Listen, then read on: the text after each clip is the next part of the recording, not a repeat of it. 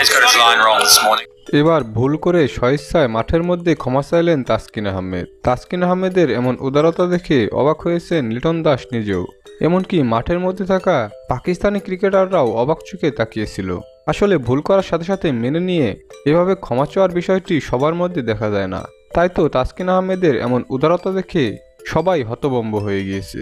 মাঠের মধ্যে কি হয়েছিল তখন, চলুন এ বিষয়ে বিস্তারিত জেনে নেওয়া যাক।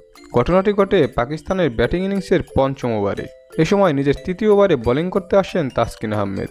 নিজের দ্বিতীয় ওভারে তৃতীয় বলে ঘটে যায় এক অবিশ্বাস্য ঘটনা। ক্যাপ্টেন এবং উইকেট কিপারের কথা মতো সঠিক লাইনে বল করতে পারছিলেন না তাসকিন আহমেদ।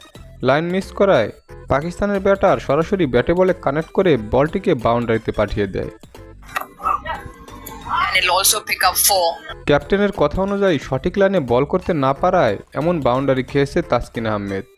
এমন অনুভূতি থেকে মাঠের মধ্যে ক্ষমা চেয়ে বসেন তাসকিন আহমেদ। তাই তো তাসকিন আহমেদের এমন কাণ্ড দেখে মুগ্ধ হয়েছে বাংলাদেশের ক্রিকেট প্রেমীরা। দর্শক, তাসকিন আহমেদের এমন উদারতা এবং অসাধারণ বোলিং পারফরমেন্স আপনাদের কাছে কেমন লাগে অবশ্যই তা কমেন্টে জানিয়ে দিন।